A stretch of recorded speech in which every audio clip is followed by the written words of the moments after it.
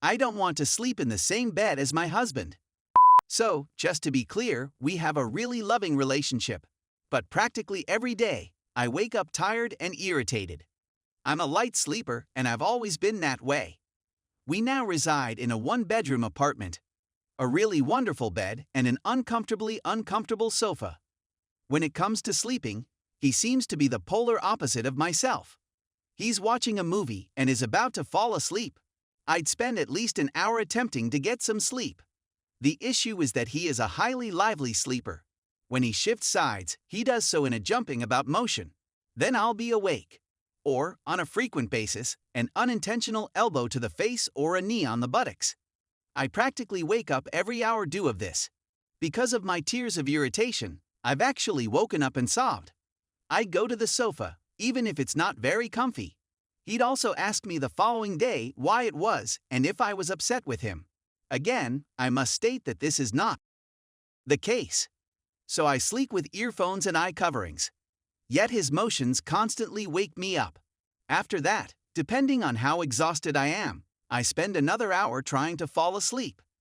When it's 3:00 a.m., I simply remain up.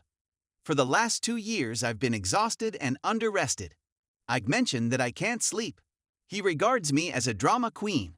I've also been searching on apartments in our price range for a 2-bedroom apartment, which I said so we can each have our own sleeping areas. He took it extremely badly and said that he does not want to marry a roommate. I assume he was raised to believe that married people always slept in the same bed.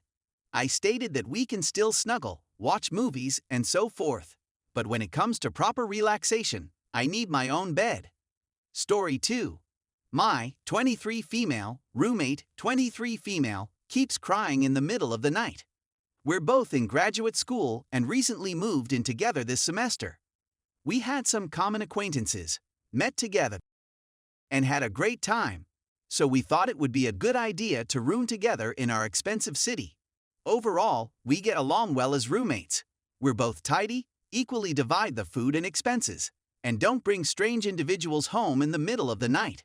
Over the following year, I envision us being excellent friends. I don't believe we're there yet, but I feel obligated to say something. I've woken up in the middle of the night to pee/get water in the last week and heard her sobbing. We have our own rooms, but the walls in our apartment are paper thin. During the day, she is perfectly normal. She hasn't told me anything about her problems, simply that she's tired, stressed from school.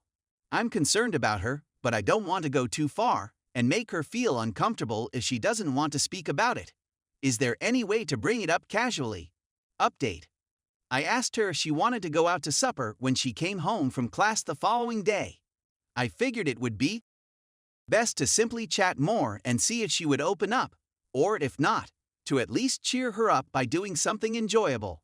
We normally make small chat while we're both in the apartment, but haven't hung out much one-on-one, so she appeared shocked but said sure. When we were deciding where to go, she casually said that she wanted to go to this beautiful Italian restaurant that had recently opened and usually had a queue around the block. I'd heard about the site and wanted to go, so I said screw it, let's go. We got dressed up and arrived for supper at 4 p.m., waited 30 minutes, and got a table. We had a great time eating till I felt like a balloon. And I don't know, it just seemed like something shifted throughout the dinner. We both generally wander around the home dressed as trolls, so I was simply viewing her in a new way. She appeared a lot more bashful than normal, and I was feeling a little self-conscious as well. I wasn't expecting it to be a date or anything, but I began feeling that sense. We began to chatting about things we hadn't really spoken about previously on our way home. Our families, our future plans, prior relationships, and so forth. Then she became silent and said that she'd been having a very difficult time lately since she changed states for grad school, and it was practically the first time she had to live far away from her parents and establish new acquaintances. A large number of her childhood classmates attended the same high school and college as she did. She thanked me for inviting her to hang out and expressed her gratitude. I was delighted I found out why she was sobbing and could assist a bit, but the way she looked at me and smiled made me terribly anxious. We watched a movie together at the flat that was, to put it mildly, boring as hell, but she promptly fell asleep on my shoulder. When it was ended, I woke her up and we both went to bed. Separately, he. But now I'm thinking I may have a huge crush on her. We haven't really spoken about it since. We've both been playful, and I'm not sure where this is going.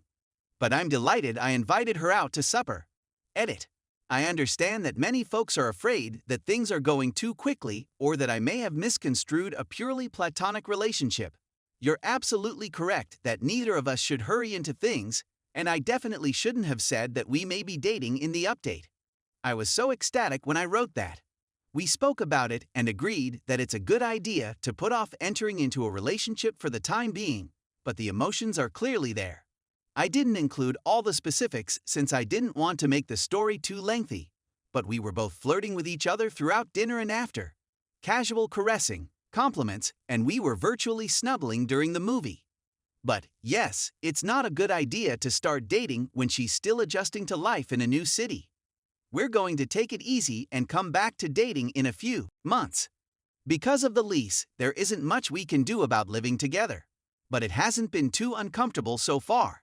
But I appreciate everyone's concern, which I believe is justified. Hopefully, everything will turn out well. Story 3. My partner cheated emotionally. I don't know that I can ever trust them again. I've been with my partner, male 25, for 4 years. We are both non-binary people. We've been living together for almost the whole of our relationship, which has been amazing. We connect on every level, and our connection is strong, I reasoned. They brought up the possibility of expanding our connection about a week ago. I wasn't startled or outraged at first, since we had lesser versions of that talk before. I was open to the notion, and ready to imagine what being open might look like in our relationship. They bring it up again 5 days later and ask whether I've given it any more consideration. I was quickly thrown off, as if I hadn't had time to digest the preceding dialogue. So I questioned whether they had someone in mind already, and they revealed that they had emotions for their new acquaintance S. I was saddened because I felt they brought up the first discussion to attempt to persuade me to consent to a trip they had already begun without me.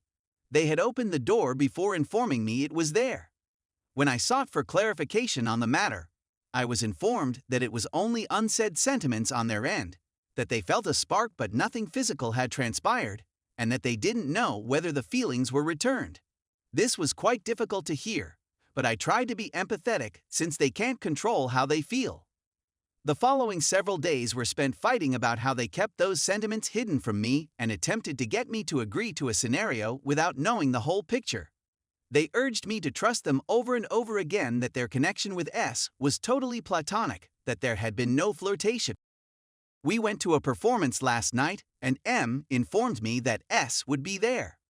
I informed M that I appreciated the heads up, but that I would not feel comfortable witnessing the two of them interact, since it was still very new, and they agreed. When we enter the venue, S is standing at the entryway. S embraced M, and M said something in their ear about the vibes being odd, and that they should definitely maintain their distance. S didn't seem astonished and moved away quickly. Later that night, M asks for a smoke and tells me they're heading outdoors. I asked if I might accompany them, and they answered, "Really, I was going to speak with S. I told you I wasn't comfortable with that, but whatever, you're clearly going to do what you want," I snapped. We went outside together to resume our struggle. They indicated they wanted some alone time after a bit, so I stepped back inside. When I stepped in, I saw S on their phone, and they exited, going in the direction of M. In that time, I let it go and did not pursue S. When M returned, I inquired whether they had talked to S, to which they said that they had not. After the program, they finally confessed that they had voiced sentiments for one other, that there had been flirtation but no or physical contact, but I'm not sure I believe them. They acknowledged to speaking briefly outdoors. They both claimed that they had recognized their emotions for one other and even spoke about M wanting to start our relationship before ever addressing it with me.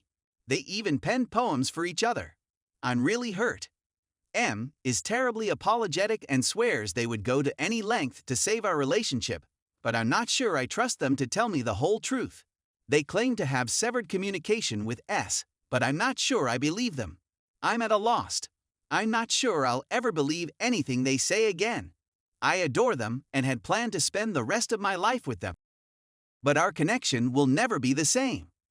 For the time being, I'm sleeping in our guest room to give myself some breathing room. I'm at a loss on what to do next.